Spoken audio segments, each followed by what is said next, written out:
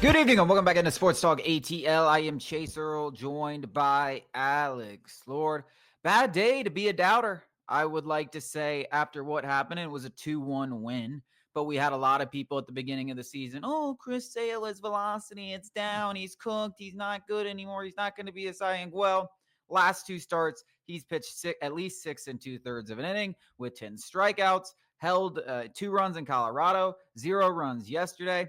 Velocity concerns that you had, he was throwing 95.5 miles per hour on his average fastball. And that played a big role. You saw a lot more swing and miss on that fastball. The slider has been the best slider in all of baseball. He was missing the spots a little too much earlier in the season. And when you hang sliders, they're going to get hit hard. That hasn't happened in the last couple of starts. And you are seeing the results. Raciel Iglesias detractors. Last 4 appearances, he has a negative 0.92 FIP. And let me flash you back to the Dodgers when an infield hit set up Ha-Seong Kim with a runner on third and nobody outs, and he strikes out the last 2 batters of the game. Yesterday, he comes in with the ghost runner on second that starts in extra innings, does not allow that runner to score. Looks pretty damn good. Guess what? It's really simple. Same thing as Chris Sale. Slider ain't hanging over the middle of the plate.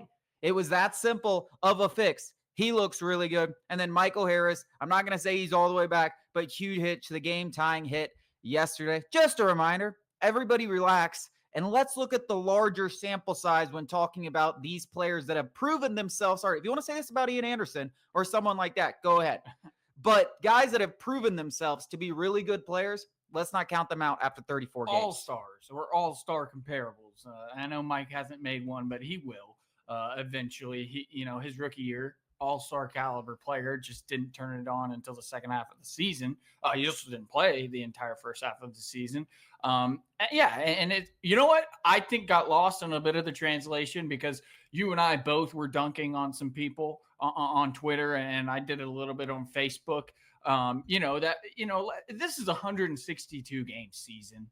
And all this, obviously, all the guys that you just pointed out, everybody we need to get rid of Mike Harris when Ronald Acuna Jr. returns. That way we can have Eli White and Alex Verdugo in a Ronald Acuna outfield. People actually said that on Facebook. I have the comments. I will go look them up if people are doubting me in the YouTube comments. Chris Sale is cooked. Raciel Iglesias, we need a new closer. Like, all that stuff is nonsense. But what I think is most important was that was the first win of the season in which we scored 3 or fewer runs. The first win of the entire season when the Braves scored 3 or fewer runs. I mean, their record when they scored 4 or more is absolutely ludicrous, and I'm sure that is obviously true for a lot of teams. But I think that is important. The Braves. This is this is not a young team per se. This is a team, though, that is still putting the pieces together and figuring out who it is as an identity and winning in different ways. That was the first time we just saw them win like that all season. We saw them a couple years ago. They were the cardiac kids. I mean, 7th inning or later, I mean, there was some absurd stats from that 2023 season where, we're down 2 runs. It's like a 50-50 chance we win this game going into the 8th inning, which is just insane. That hasn't been the case this year, and it wasn't the case last year. But it's just important to still remember, like, hey, guys, we're pretty damn good. And we can win in a lot of different ways behind pitching, slugging, a couple of pieces in the bullpen step up. I just think that is also an underlying story that needs to be pointed out, too. Yeah, I mean, the bullpen does deserve credit for how they pitched over the last couple of weeks, particularly Dasbell Hernandez. I know he gave up the run yesterday. And what was it, too? It was a hanging slider over the middle of the plate. They gave out that run. You don't hang sliders, you're going to do pretty damn good with some of those talent. Meatballs get hit. Especially when you have arms like Dasbell Hernandez, Chris Sale, and Raciel Iglesias. When they spot, they're unhittable. And as long as they still have that stuff, I'm never going to lose faith in those guys. And Dasbell Hernandez has been amazing. He has been leading this group, and Raciel Iglesias coming back is big. Having those 2 guys at the end, you're starting to feel very confident in them. So shout out to the bullpen. I've given them a ton of grief, but over the last several weeks, they have been much, much better. And again, it's an area that they can improve as this season goes on. When you talk about Craig Kimbrell, when you talk about the trade deadline. So not totally worried about the bullpen. And I think the rotation has been the most positive development. I talked about it yesterday with AJ Smith-Shawver, but I can't underestimate enough how big that is for this rotation. And then you get Chris Sale looking like the guy that he was a year ago. I mean, really exact similar. Like the Cy Young Chris Sale, like that guy's back. Like that is who he was last year. And that is what we've seen over the last 3 starts from him. And then you get Grant Holmes going tonight. And I called him the most consistent pitcher on the Braves to this point in the season. And he has been. And if he goes out there and shoves tonight, you're starting to feel really good, especially with Spencer Strider on the mend. So that rotation thing, the developments that are happening there, most important thing that's happened to the Braves this entire season in a positive direction. Yeah, and the bats are coming around. I mean, I know there's been a couple of instances last night, the bats, weren't. But that's what I was talking about earlier in winning in different ways. That there has now been a positive development in each facet, bullpen, rotation, lineup. And this team is actually elite defensively. That there is something to be encouraged about when we're talking about October and beyond. And I talked about it yesterday, even before the low scoring affair last night, that it's going to be a piecing the puzzle together over 162 games and figuring out who we are. And this is not the final form of the Atlanta Braves. And I'm just very encouraged in winning in different ways. And I think that was my biggest takeaway. And obviously Chris Hill being great is obviously on the front of everybody's mind. But I just want to, winning in different ways is what baseball is all about. Back against the wall, kind of need it, got to have it. Whether it's walking, taking your time at the plate, or relying on a guy in Chris Sale that you absolutely need. Hey, we need, 6 innings out of you. No ifs, ands, or buts about it. And he goes out and gives it to you. So that's what I'm taking away from it. Just winning in different ways. That's what great teams do. Yeah. I mean, the offense hasn't been great recently. I mean, it's gone through a little bit of a lull, but they've managed to win at a 500 clip over this little bit of a lull. And hopefully those guys start picking up. And hopefully yesterday was the start of something for Michael Harris and turning his season around. And we still haven't seen Ozzie get going. And Austin Riley's been great. And Sean Murphy has had his moments. Matt Olson has been the subject of just some abysmal luck. Is this close to hitting 12 home runs in a month. I mean, this close. Yeah, and I say that you can say that a lot about a lot of people because when Ozzie, Mike Harris only had 1 hit last night, but he had, and one of the strikeouts was absolutely abysmal. His approach at the plate has got to change. There's no ifs, ands, or buts about that. But the other line out he had, I mean, I think the expected batting average on that was above 750. But when those guys get hot, like they get hot. Like when Ozzie and Michael Harris get hot, it's a different level of hot. They're very, very streaky hitters. Mm-hmm. I mean, that's why people get so down on them because they look terrible when they're bad. But when they're good, they look like guys that win MVP candidates. And we're like, why aren't you like that all the time? Well, unfortunately, I think the sample size is large enough. We talk about sample size is large enough with those 2 players. And I know we desperately have been on this show talking about 2026 saying the exact same thing. I know we've desperately been saying Michael Harris is going to take that next step to MVP candidate. I think what we can actually say about Michael Harris is this approach at the plate is definitely going to limit him from reaching that potential that we all hope. Like that changes. If that changes, but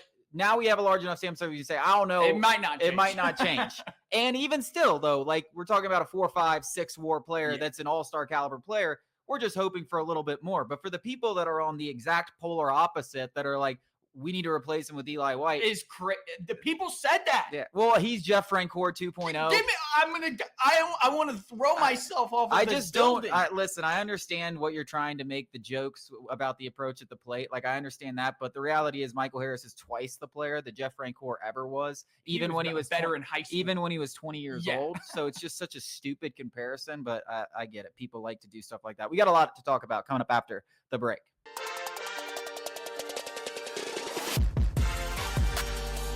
Ari Wasserman and Andy Staples of On3 Sports recently came up with a list of the top 10 jobs in college football. Andy Staples started his with an interesting one, and Ari Wasserman had him right there at number 2, and it's Atlanta's own, Georgia's own, Georgia Bulldogs. I don't think I'm there with the Georgia Bulldogs thing, and I think you agree with me. Yeah, I agree with it, and I'm getting a lot of flack on Twitter. Go Sports Talk, spelled GEAUX. It's on the screen because you have trouble. We are Baton Rouge boys, but I can have a nuanced conversation about this. I mean, Georgia is a more attractive job than LSU. I'm not on here to say that, but I think that a lot of Georgia people are doing the thing, and I know you feel differently about this. That Bama, like Saban was the draw for Bama all those years because Saban was going to get you, one, the best coaching in college football, a really, really, really good chance at going to the NFL, a really good chance at getting drafted in the first round, and you're going to play for championships along with maybe some of that hush-hush money that you were going to get. And in today's NIL world, that is obviously a really, really big deal. And I have people saying that, like, I think that Georgia's poor. I don't think Georgia's poor. I just think that Oregon, Texas, and Ohio State, those three in particular, are more willing to give more money. I also think that they're able to give more money, whether that be because Georgia is not wanting to kind of set a precedent that we've seen Kirby Smart talk so much about, that Miami obviously doesn't care about, giving Carson Beck all that money, or Michigan giving a kid who hasn't played a lick of football in college $12 million. Kirby Smart and Georgia Bulldogs are not going to do that. But guess what? They don't have to do that. That is my point. The draw is in this order, I believe. It is Kirby Smart, and it is just like Bama. It is Kirby Smart. Kirby Smart and his coaching staff's ability to develop talent into NFL prospects. More first-round picks than losses at Georgia. That is the draw. And it just so happens that they also have a well-endowed, I'm sure they have an ability to make competitive offers. I'm saying that if push came to shove and it was only about money, they would not be able to match dollar for dollar with Phil Knight, billionaire, who is outspoken saying he will give anything necessary to Oregon to win a national championship. Yeah, I mean, if this question was what program is better or the best, it would be Georgia. And the biggest reason for that is Kirby Smart. But let me ask you this, and I think this would settle it. I mean, would Kirby Smart be doing better right now? You know, if he had to continue his career at the University of Texas or the University of Georgia, I mean, he would literally be better at Texas. He would have all the resources plus a lot more, and he would be Kirby Smart. Like, the only argument you could really say, and I think this is a trivial one, but Georgia fans will make it, is maybe the fact that he is an alum. I mean, he played at Georgia, and maybe there's some sort of draw there where he is, got that. But like, Kirby Smart is the best coach in college football because he's the best recruiter in terms of all of these things. He's the best recruiter, best CEO, best X's and O's, and he's the best motivator. Those four things Kirby Smart's the best at. If you give him more money than the rest of the world, it's game over. Yeah. What don't people get about that? Yeah, I mean, if you put Kirby Smart at Ohio State, they'd have 8 national championships. Yeah. Because Ryan Day is nowhere near I would even make the argument that, you go to the Big Ten and you have Kirby Smart in the Big Ten. I mean, I know he maybe not have the same recruiting advantages from like the fact that he is not surrounded by it. Now that is a big deal. But he's competing with other coaches that also wouldn't have it. He would be the number 1 team in the country every single year going into the college football playoff, and they would win national championship after national championship after national championship. He also wouldn't have to compete with Kirby Smart himself at Georgia. So like him going to Ohio State, like I just think the amount of money that they have and the backing, the same thing at Oregon and Texas. Those 3 schools have more money than everybody else. Yeah, I listen. It's no slight on Georgia. It's no slight. Like, this is still easily a top 10 job in college football. Yeah, and they're the number 1 program in college football. You're the top dog. I don't even. And we just got on this earlier this week or maybe last week to get on our LSU guy Peter Burns about talking about how the SEC runs through Texas. It does not. It still runs through Athens. It still runs through that guy Kirby Smart. And guess what? It's going to until somebody unseats him multiple times in a row. Yeah. I think if you move further down this list, I mean, they have Michigan here at number 8. Like, I would have put Michigan above Georgia. I would put Michigan behind those big 3. The only reason I wouldn't put Michigan above them is because I do just think when you're talking about recruiting hotbeds, I do think that comes into play to a certain extent. It has to. And while Michigan's NIL budget is still bigger, it's probably bigger than Georgia's. Georgia is still the richest per capita, maybe other than Louisiana and Florida.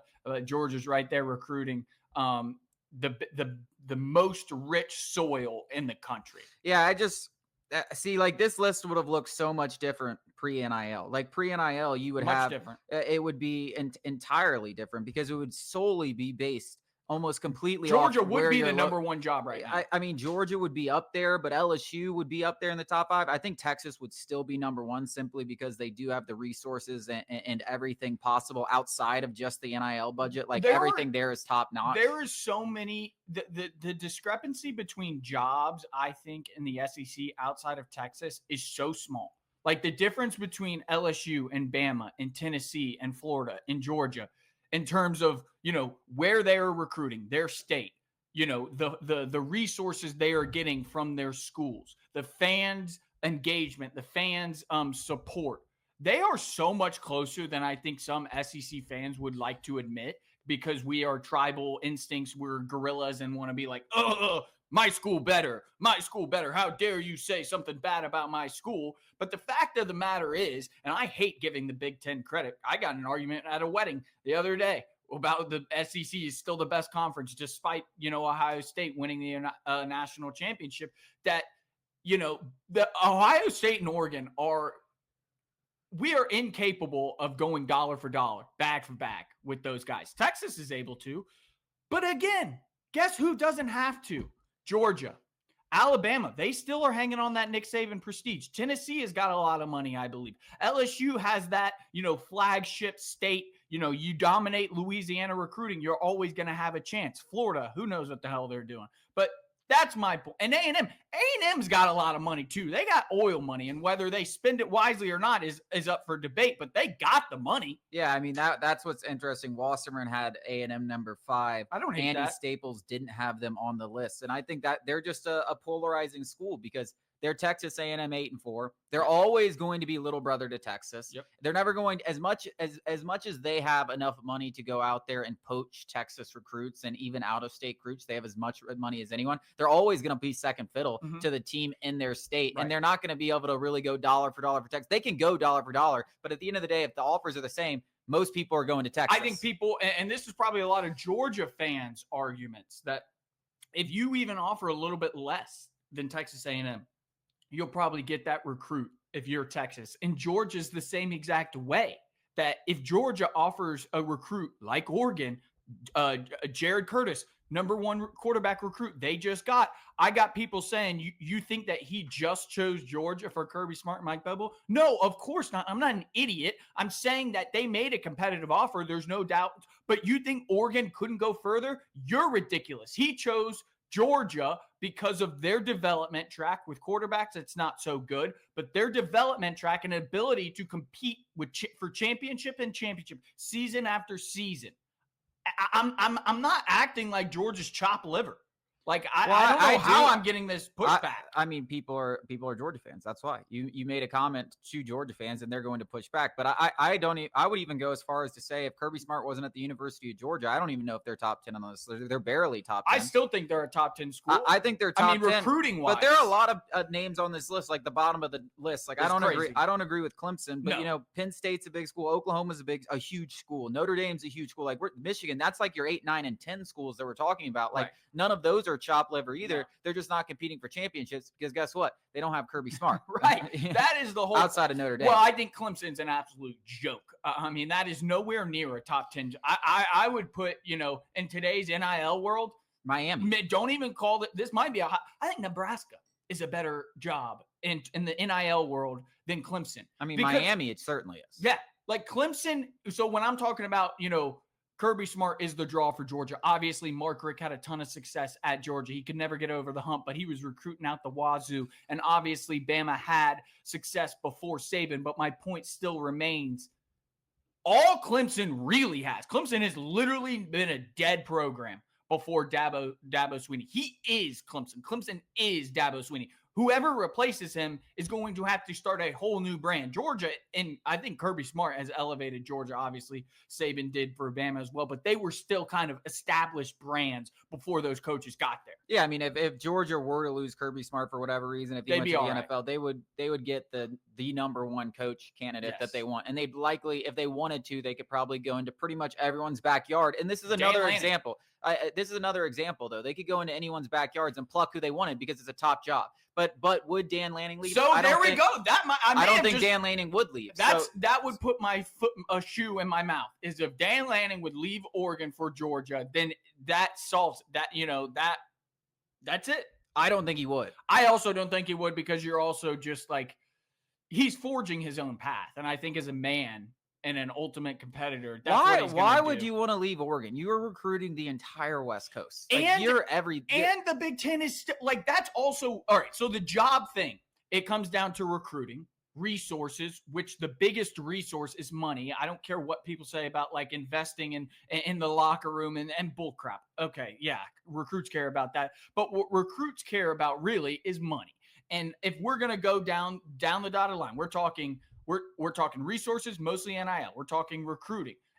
I think something that a lot of these Georgia fans aren't admitting is Georgia's in the toughest conference in the country by far. I don't care that Oregon joined the Big Ten. The Big Ten is still easier than the SEC. Frankly, it's not close. And that is why Ohio State and Oregon, I think, are better jobs, only because it's easier to get to a college football playoff. Like you can be, a top 4 team in the Big Ten and get in, and you're not deserving. I mean, look at Indiana. Yep. Like they just wiped the floor with the bottom of the conference, and they made the college football playoff. A lot more to talk about coming up after the break.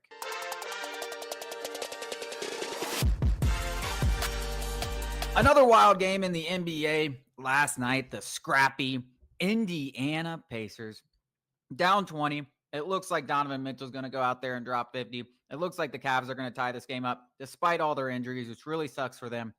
But it seems like down 20 and round 2 of these NBA playoffs is exactly where you want them. It's exactly where you want them. And last night was no different. Tyrese Halliburton hits the dagger, and it could be the dagger to the entire series, which I don't think anyone expected to be saying after 2 games in Cleveland to begin this series. What an unreal start to the second round. And I mean, the first round was exciting in many aspects too, outside of a couple, and even the sweeps were, except for that Miami series. Yeah, that was disgusting. Good Lord. But it's fun to dunk on the Heat. I hate those guys. It is weird, dude, because like you said, Donovan Mitchell looks like, he's getting everything going for him. If I have to see Jerome shoot one more shot while I have money on him, I'm going to throw myself off of a building. Chase, I'm sidebar. I have had the Celtics. When I had Celtics, they were up 20, lost outright. Cavs, up 20, outright. Thunder, up 12 with 6 to go, outright. That is an unreal run of, I wouldn't even say bad luck. You just got to sit back and laugh. And then before that, I had the Heat, who tied the largest playoff loss in NBA history, which is just funny. But I don't know why it just feels weird with the Pacers, because nobody is sexy. Nobody's Donovan Mitchell. Nobody is Jokic. They don't have that guy. And I know we're all sitting here, everybody's talking about Tyrese Halliburton's game-winning shot. We should be, because that was an unbelievable play, an unbelievable moment. That guy is, and then he celebrates with the, what. It was just an unbelievable moment. Nobody had more than like 22 points that night. You've got 7 guys in double digits. You've got 3 guys with over 20 points. Like, that is how the Pacers win.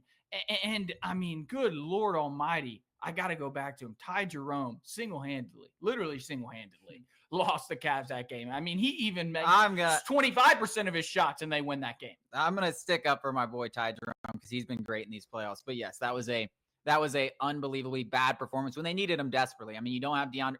Typically, Ty Jerome's coming off the bench. He's your microwave scorer. Some nights he's off, some nights he's on. But when he's on, it's like, oh, he just won you the game. When he's off, it's like he didn't lose you the game. But we needed you. They needed him. He lost that game. That's what I'm saying. Typically, you don't need him like they needed him last night. Typically, he's coming off the bench. Last night, he's starting because no Garland, no Mobley, no DeAndre Hunter. And it really sucks. I hope at least 1 or 2 of those guys can come back and contribute in some facet, because I don't want to count the Cavs out yet. Like, I was just talking about how after they dismantled the Heat that I genuinely believe they can win a championship. Now 3 of their best players are out, including DeAndre Hunter injured. You heard that before? I mean, Mobley's their second best player. And in some aspects, obviously, Donovan Mitchell is unquestionably their best player. But in like some aspects, Mobley might be their most important player in terms of just, crucial to winning basketball games, because he is affecting games in far more ways than Donovan Mitchell. I mean, Donovan Mitchell is a glorified shooting guard. I mean, that guy,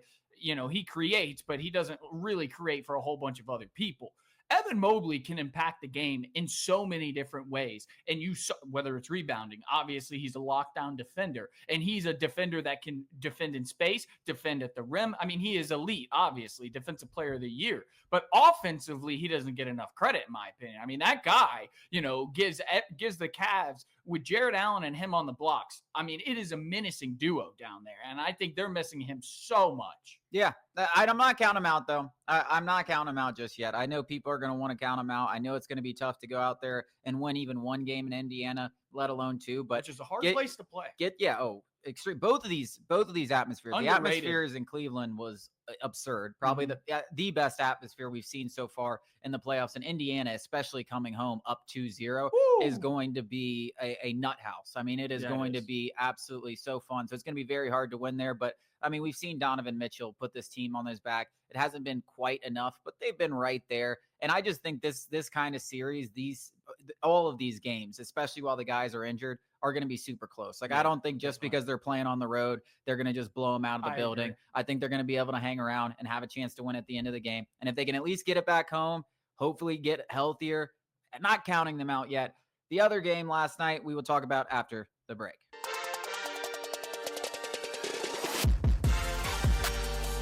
Talk about pie on the face. Yesterday, I said the Timberwolves are going to make the NBA Finals.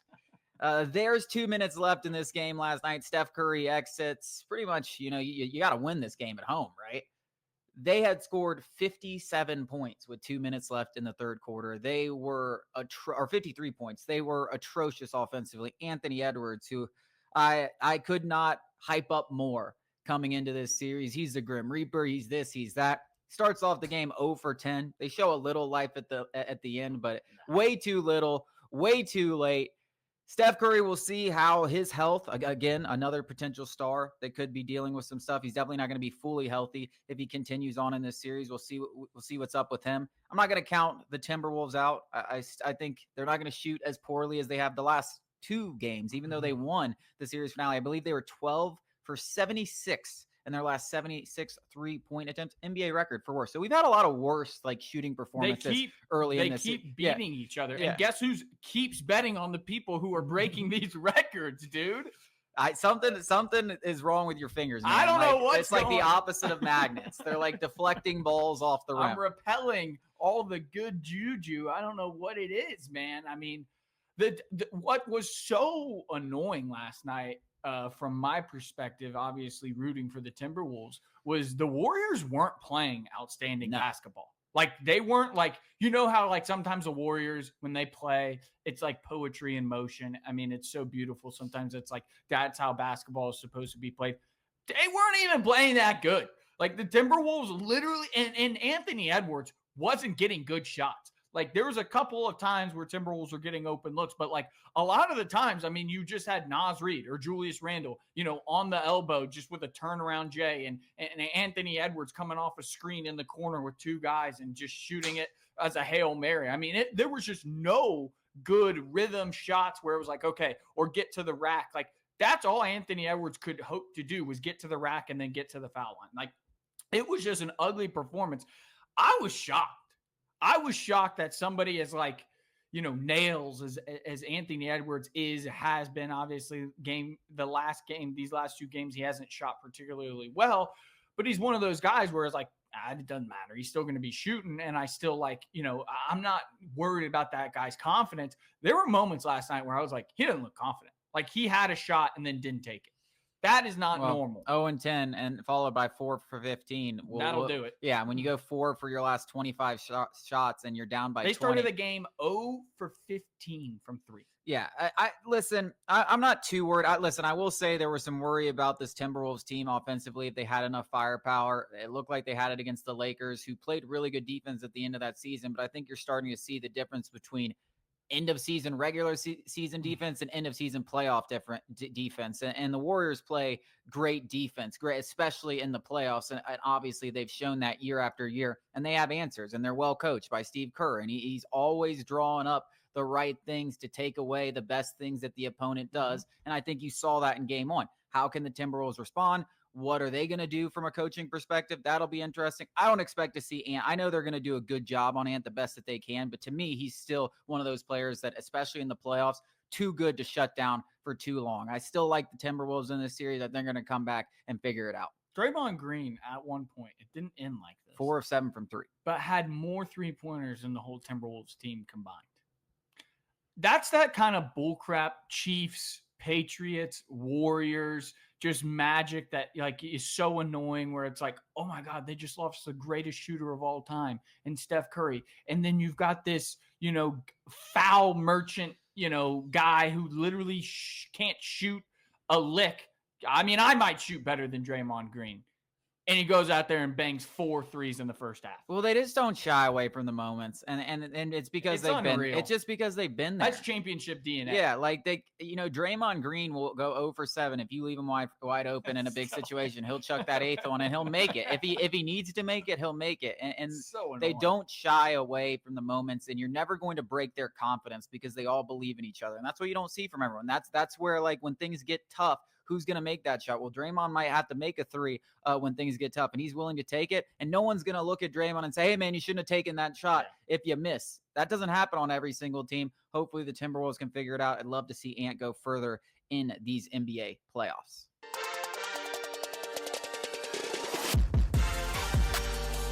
What's been the most interesting thing to me, if you are an Atlanta Hawks fan, is the fact that how even everything. We talked about it yesterday, and this continued today. We see the Pacers upset, and I know there was injuries with the Cavs, but that was going to be a tight series no matter what. The Knicks and Celtics are going to be a tight series. Like, things are very close. Yes, I still believe. I think the Celtics will win that series even after, but I think it'll be a 6-7 game series. Like, the gap in between these elite teams and, maybe the average teams or the good playoff teams is not insurmountable like it used to be. And that's because of a lot of things that the NBA has done with their salary cap restrictions and rules. It's hard to build these 3-man super teams and build enough around them to where they're good enough to be elite like we've seen in the past.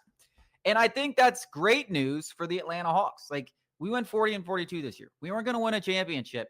But when you look at the Indiana Pacers and what they have there, and the fact that they are 2 wins away from the Eastern Conference Finals and made the Eastern Conference Finals a year ago, you got to feel confident that the Hawks can be in that same position pretty quickly or even better. Yeah, I mean, I don't think the Pacers, we're talking fully healthy squads. I mean, the Pacers aren't some, I would argue with Jalen Johnson, the Hawks are better. Like, Trae Young, in my opinion, better than Tyrese Halliburton. And obviously I'm biased, but I think at worst, that's a wash. I think that Jalen Johnson would surprise a lot of people when talking about a number 2s and Pascal Siakam. And then you go on with the other supporting cast, Dyson Daniels.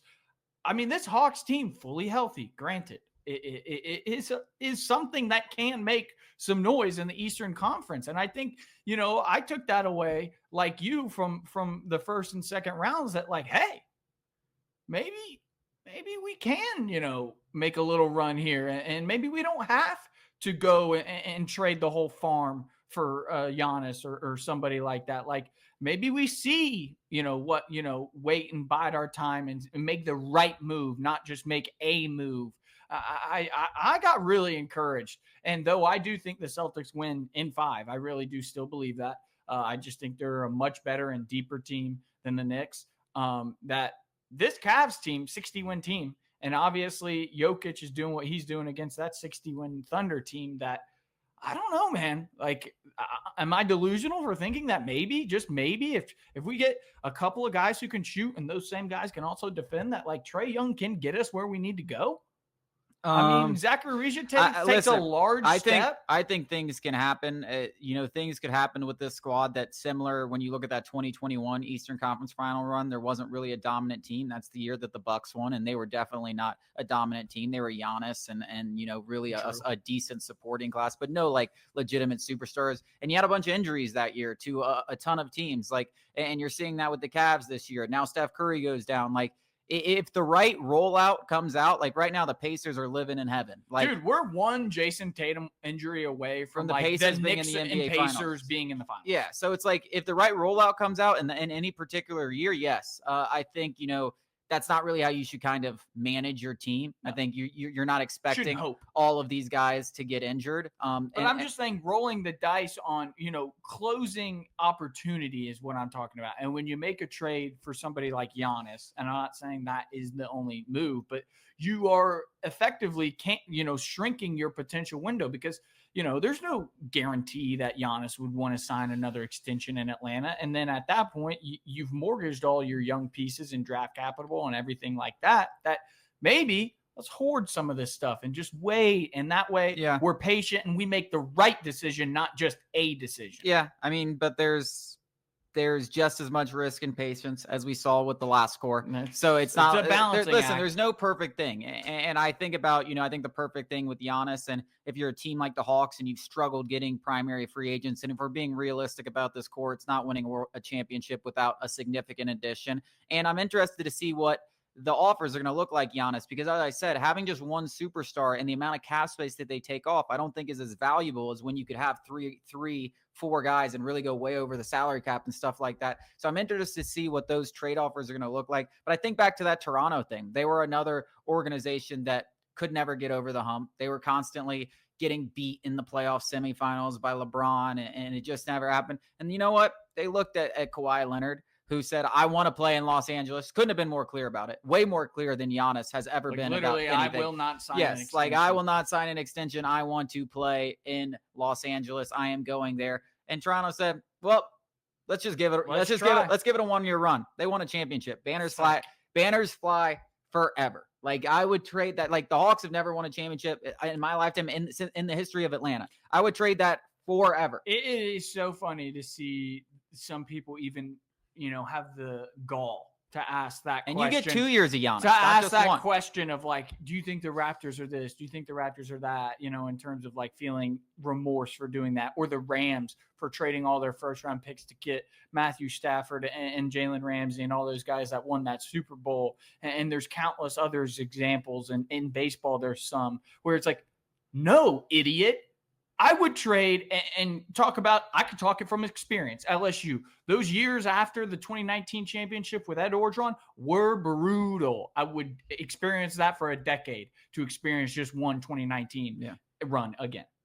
So like to me, I think now looking at the landscape of the NBA, if you believe you can go out there and get a star and field, still not completely deplete your depth, because you're not paying all these guys yet. Like, pretty soon you're gonna have to pay Dyson Daniels. Like, you really only have, but like, it's not gonna kick in until, another year. So, this might be the time where you look at that as an opportunity to go out there and do something like that and realize that you are closer than you believe. And let's take that risk. Let's take that gamble, because as I said, there's just as much gamble in waiting and seeing if Zachary Regis can become the next Klay Thompson.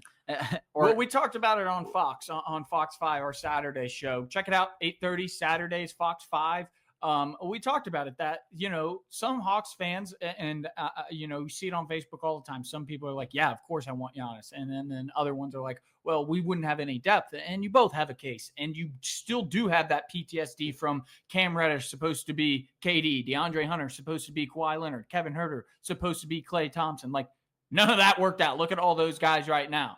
So there is just as much risk waiting in the But core. those are even just like the most recent ones. I mean, being that I've been a Hawks fan, covered the team for the last decade and been a huge fan for even before that. I mean, there has been 100 different guys that have come into this organization that we were like, oh yeah, baby this, baby that. Well, this is every sport. Every fan base is obsessed with my baseball prospect is the one who is going to be Aaron Judge. The potential of all these guys is always the perfect example. Like, it's like if everything goes right, we're talking about the greatest baseball player of all time. Yeah, I mean, I think back to the Dennis Schroeder's days. Like, he was going to be the next great point guard for the Atlanta Hawks. He was pretty good for us. He's solid, but like solid. He's not Giannis. So that's what we do have to consider. We'll wrap up our show coming up after the break.